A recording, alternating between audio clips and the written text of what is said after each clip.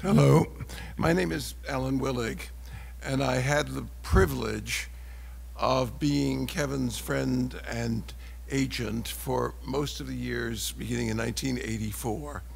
I first saw him with my friend Dennis Cafiero in a basement at the York Players in Pacific Overtures, where he sang probably the most subtle and elegant version of Bowler Hat that Mr. Sondheim or any of us have ever heard.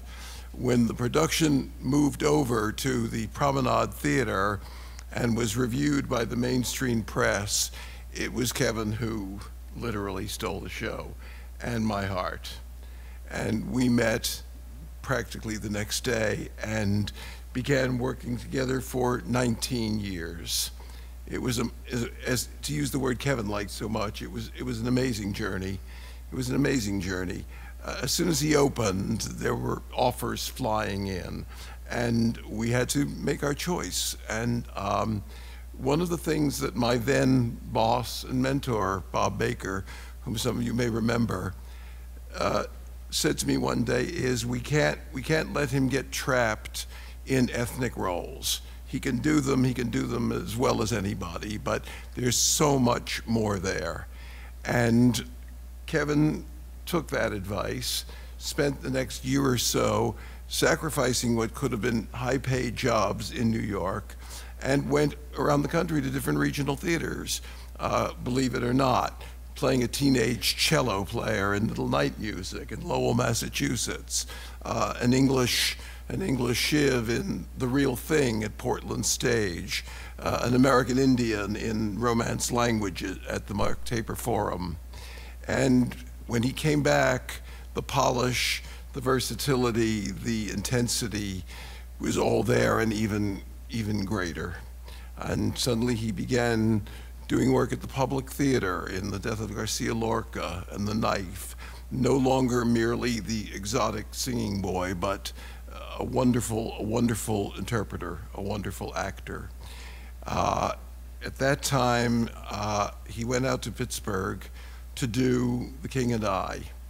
As Lun Ta this time, a handsomer, a more vocally beautiful, a more exciting performer of that part, I believe, has never existed.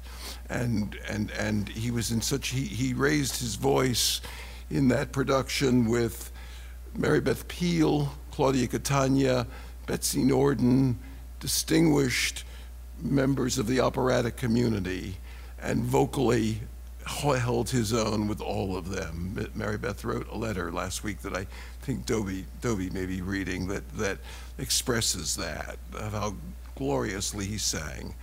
While he was there, he had auditioned for Raoul and Phantom, and we got the word in Pittsburgh, happened to be there, that he had booked that.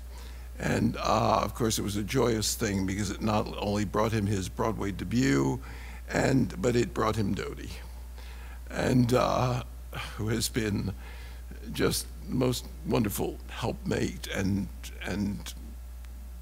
person that any wife, that any actor could have. They were dear, dear friends to me. I went through several serious illnesses, and I could always depend on them to be there for me. Soon, Kevin was promoted to the Phantom, which took him across the country.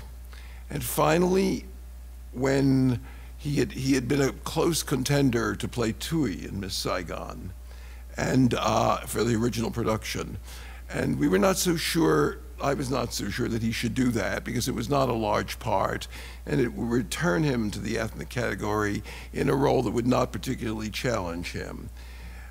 He wasn't cast in it, interestingly enough, and though we cried that day, we were nonetheless grateful later on when he was offered The Engineer. And he came to me and said, well, what do you think? You know, this is the quintessential Eurasian, Amerasian role. Have I done enough to define myself so that I can play this role? And of course the answer was yes. And